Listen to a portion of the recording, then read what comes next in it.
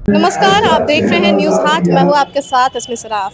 देखिए, इस वक्त हम लोग मौजूद हैं कदम कुआं में और ये जो जगह है यहाँ साहित्य सम्मेलन आयोजित किया जाता है और आज के दिन एक विशेष कार्यक्रम आयोजित किया गया है। बता दें आपको कि खास महल की जो भी संपत्ति है, जो कि अभी लीज पर है, उसे सरकार ने ये फैसला किया है कि फ्री होल्ड कर दिया जाएगा। जिनको भी नहीं पता है, आपको हम बता दें कि खास महल ब्रिटिश काल की वह सरकारी भूमि है जिसका प्रबंधन सरकार खुद एक जमींदार की तरह करती है। इन जमीनों को सीधे बेचा या खरीदा नहीं जा सकता है, बल्कि सरकार इन्हें एक तय समय के लिए पट्टे यानी कि लीज पर लोगों को देती है। बिहार सरकार ने राज्य में खास महल की जमीन का व्यापक सर्वेक्षण कराने और इसे फ्री होल्ड करने की तैयारी शुरू कर दी है। ऐसे में हम आपको बता दें कि आज यहाँ पर जो भी खास महल की संपत्ति है, जो भी जमीन है, उसे लीज से फ्री होल्ड किया जा रहा है। देखिए, आपको बता दें कि लीज जमीन का मतलब वो होता है कि जमीन सरकार विकास प्राधिकरण या किसी संस्था की होती है और आपको तय अवधि जैसे 30, 60 या 99 साल के लिए उपयोग का अधिकार इस पर मिलता है। लेकिन जब इस जमीन को फ्री होल्ड कर दिया जाएगा तो देखिए, जमीन और उस पर बने मकान दोनों पर आपका पूर्ण और स्थायी मालिकाना हक होता है। आप उसे बिना लीज की चिंता के बेच सकते हैं, उपहार में दे सकते हैं या विरासत में भी दे सकते हैं।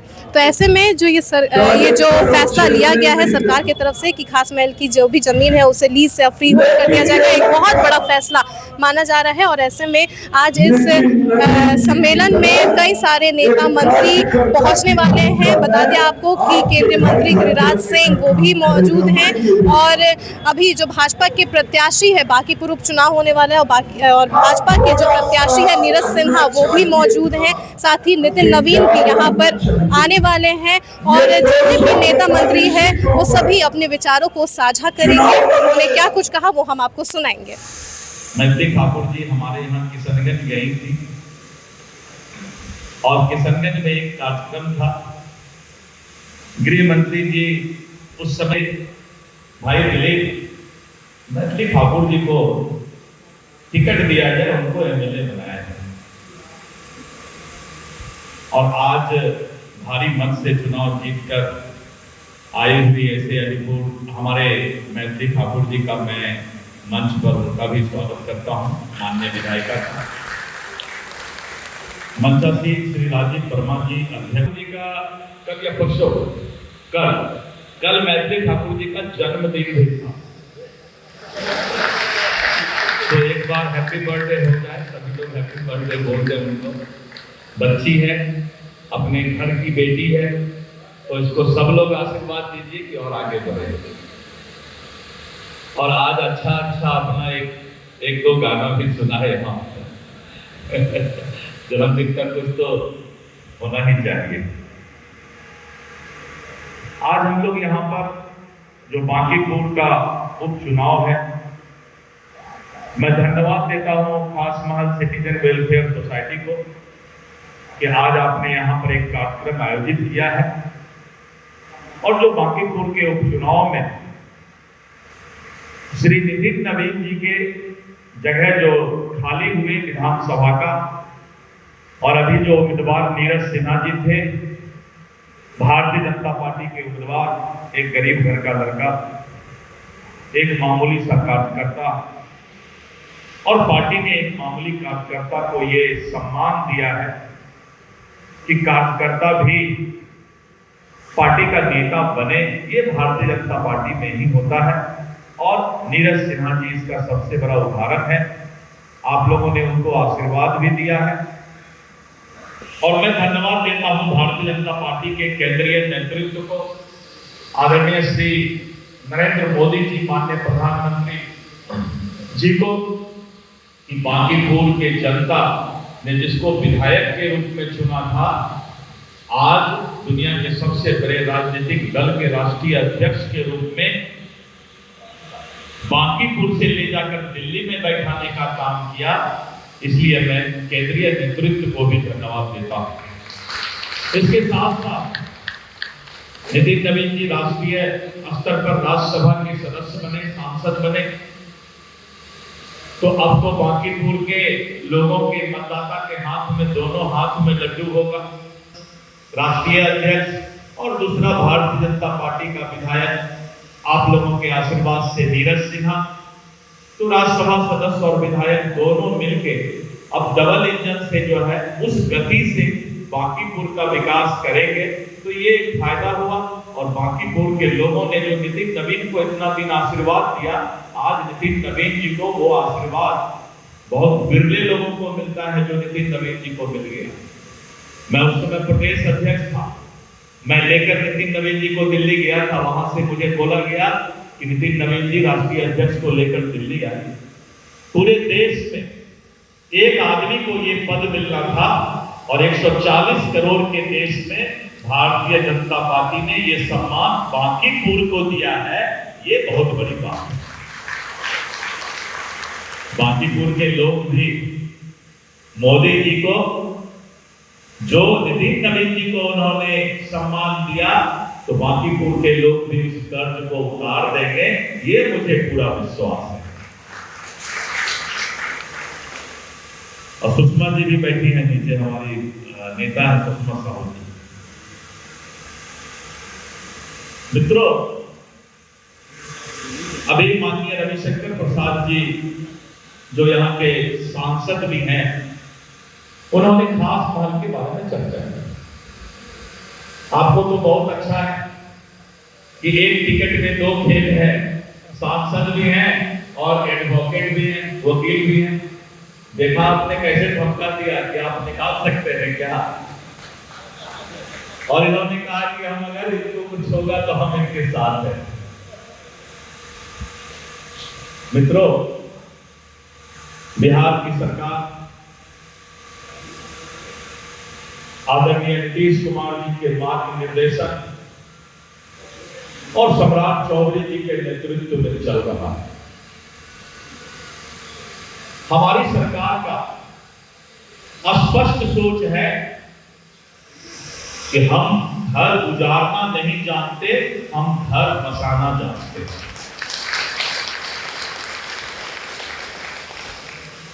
और जो सरकार, जो नेतृत्व सकारात्मक सोच रखता है, पॉजिटिव थिंकिंग रखता है,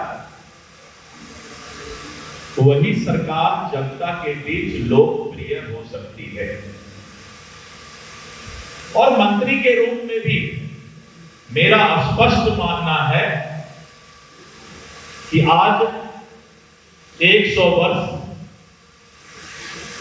और लोग खास महल की जमीन पर रहते आ रहे हैं, आज उनको किसी भी परिस्थिति में बेघर नहीं किया जा सकता है, वो जमीन नहीं दिया जा सकता। और जब खास महल सोसाइटी के लोग मुझसे ऑफिस में मिलने आए, मैंने अपने सभी पदाधिकारियों को बुलाया।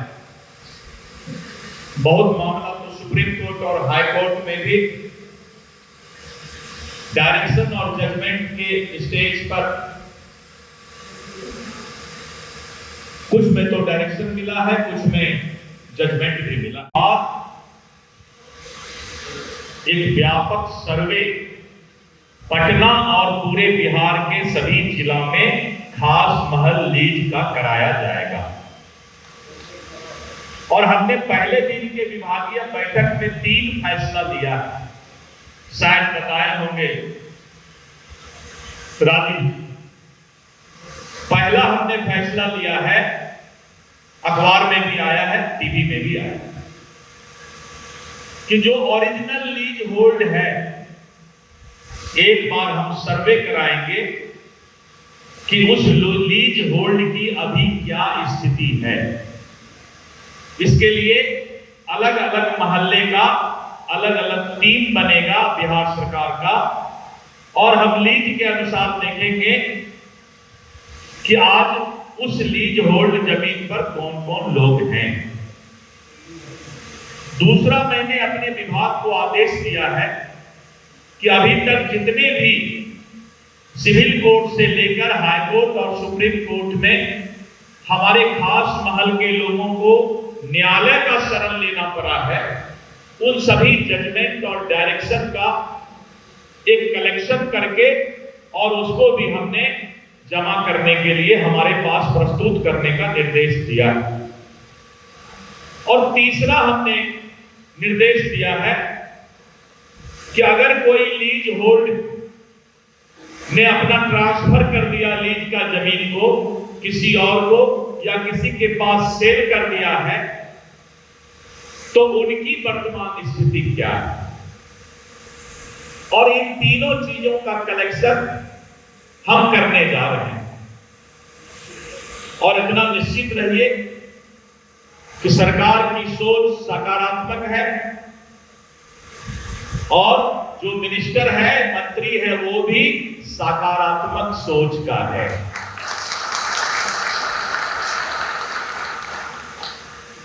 इसीलिए जो भी फैसला हम लेंगे, जो भी कानून बनाकर हम फैसला लेंगे, वो आपके साथ विस्तृत चर्चा करके और जल्द से जल्द हम इस पर फैसला या सरकार फैसला लेने जा रही है। मुझे भी दुख होता है कि इतने वर्षों से खास महल की जमीन का जो लीज और लीज होल्डर है, आज तक उनको मलकियत नहीं मिल पाया है, फ्री होल्ड नहीं हो पाया। किन्हीं के बाल बच्चे होंगे सही कहा कि बाप दादा के जमाने में ये लीज हुआ होगा और आज बाल बच्चे को या जिनको भी लीज होल्ड का आज प्रॉपर्टी मिला हुआ है, उनको ये महसूस होता होगा कि अभी तक हम इसके असल मालिक नहीं बन पाए हैं, ये फ्री होल्ड नहीं बन पाए। और मैंने देखा कि देश के बहुत बड़े बड़े शहरों में भी इस तरह की जमीन फ्री होल्ड हो चुके हैं। पता नहीं बिहार में अभी तक क्यों नहीं हुआ था, या हो सकता है भगवान को ये क्रेडिट दिलीप जायसवाल को ही देना हो। भगवान भी सबके हाथ से भला नहीं करवाते हैं माननीय सांसद जी, भगवान भी सबके हाथ से भला नहीं करवाते हैं, क्योंकि वो भी देखते हैं कि जिस इंसान के हाथ से भला हो वो इंसान पहले भला है कि नहीं है। इसीलिए रविशंकर जी ने जब बिहार में चुनाव होना था, फिर से सरकार बनाना था, तो चुनाव के 17 महीना पहले बिहार प्रदेश के भाजपा भारतीय जनता पार्टी का बागडोर दिलीप जायसवाल को दिया था, क्योंकि उस समय भी मेरे ही हाथ से भला होना था।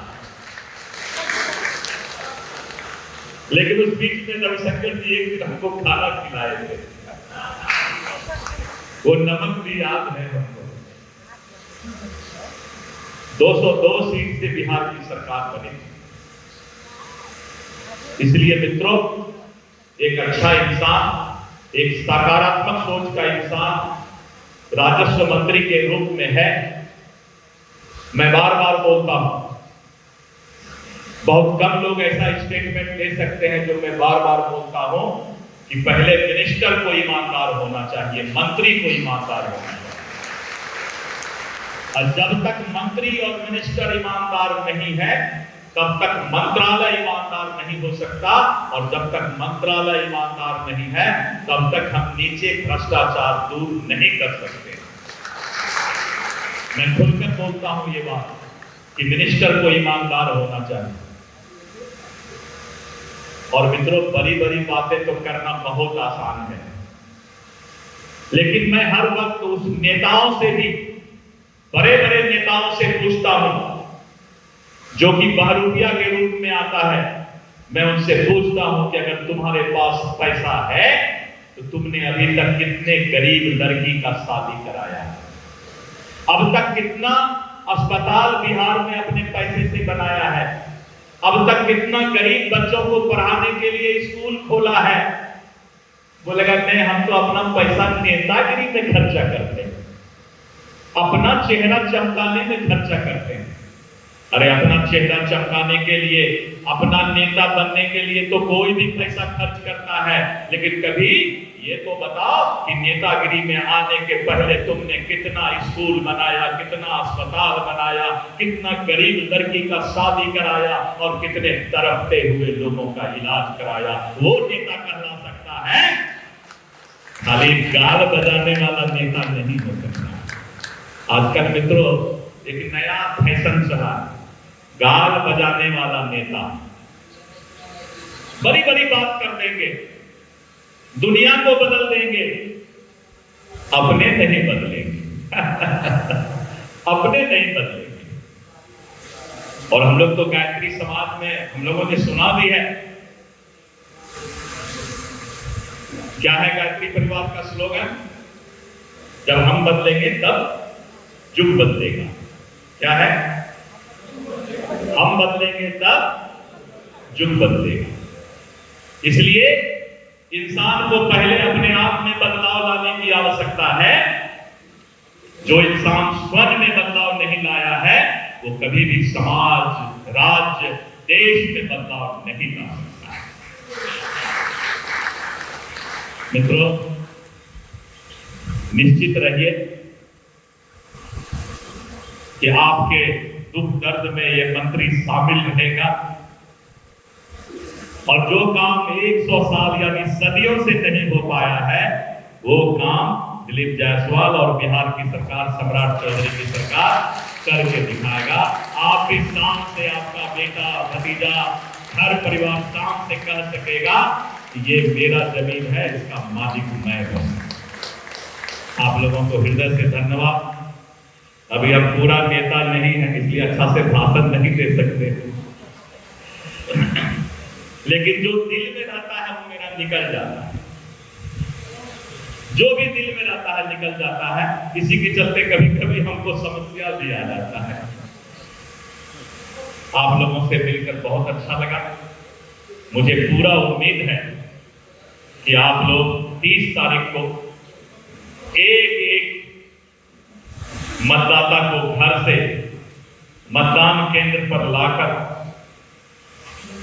और 2 नंबर कमल के निशान पर बटन दबाकर बांकीपुर के विकास को गति देने का काम करेंगे, भाजपा के उम्मीदवार को जिताने का काम करेंगे। यही मैं आपसे प्रार्थना करके अपनी बातों को विराम देता हूं। बहुत बहुत धन्यवाद। और हमेशा खड़ा भी रहता हूं और खड़ा रहूंगा भी, आपको वादा करने का। आदरणीय मंत्री दिलीप जायसवाल जी, सारे पदाधिकारीगण, कई हमारे परिचित चेहरे दिखाई पड़ रहे हैं। मैं भी तो फिर मोहाली में ही ना पैदा हुआ हूँ, यहीं से स्कूल पढ़ने जाया करता था। क्या पूरी को चला गया हूँ, पूरे कदम कुआं हो, फिर मोहाली हो, बंदर बगीचा हो, लाइब्रेरी रोड हो, तो पूरा जो विषय है खास माल का, उसको मैंने समझा भी है, देखा भी है और अध्ययन भी किया।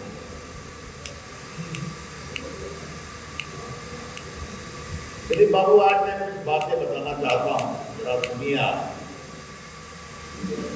मैं 19 में जीता था और मंत्री बना था, दोबारा कानून मंत्री। तो आप लोग मेरे पास आए थे मेरे घर। इन लोगों को नोटिस हुई थी कि हाईकोर्ट का कंटेम्प्ट है जो तोड़ने चले गए थे। तो हमने कलेक्टर उस समय रवि जी थे, जो आजकल स्वास्थ्य सचिव हैं। आप तो हमने कागज देखा, हमने कहा मिस्टर कलेक्टर, क्या आप किसी के मकान को ऐसे ही तोड़ सकते हैं क्या, जिसका लीज है? अगर लीज एक्सपायर भी कर गया है, किसने आपको बताया?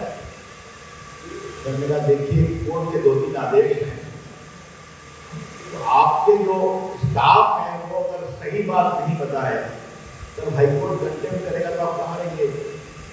तो चंद्रशेखर जी कलेक्टर, तो हमने उस विषय को समझाया। और माननीय मंत्री जी, ये विषय मैं आपके सामने डालना चाहता हूँ कि पटना वुमेन्स कॉलेज में एक पेट्रोल पंप का जो आज भी चल रहा है, एक दिन उस पेट्रोल पंप को डिमोलिश कर दिया गया, क्योंकि कहा गया लीज एक्सपायर हो गया। तो जो सरकार की थी और उनका उनको तो कुछ परिचय था, हो गया। अब मामला हाईकोर्ट गया।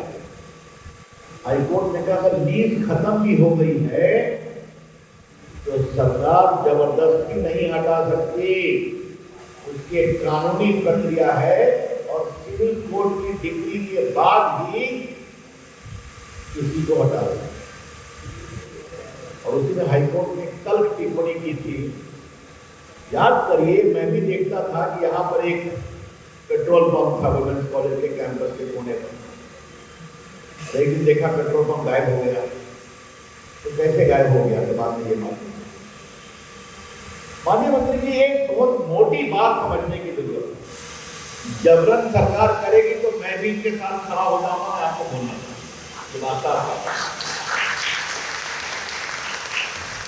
क्योंकि वो कानून रूप से संभव नहीं है।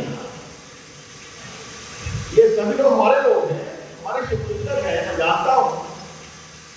और इस समाज में वकील, डॉक्टर, जज, पत्रकार, सब लोग प्रोफेसर सभी हैं। लीज एक्सपायर भी है तो जबरदस्ती उनको आप हटा नहीं सकते। आपको हर मामले में कोर्ट की डिग्री लेनी पड़ेगी। और कितने लोग इस मामले में कोर्ट की डिग्री लेंगे? आप इस लड़ाई कितनी लंबी चलेगी? ये रास्ता क्या है? तो आपने देखा कि आज एक बड़ा फैसला सरकार की तरफ से लिया गया है और आज इस जगह पर कदम कुआं में यहाँ पर साहित्य सम्मेलन किया जाता है। और आज यहाँ पे भाजपा के तमाम नेतागण मौजूद थे, कई सारे नेता मंत्री यहाँ पर आए हुए थे। और ऐसे में आज खास महल की जितनी भी ज़मीन है उसे लीज पे फ्री होल्ड कर दिया गया है। ऐसे में ये एक बड़ा फैसला है। तो फिलहाल के लिए दीजिएगा इजाज़त। आप देखते रहिए न्यूज़ हाट। बहुत बहुत धन्यवाद।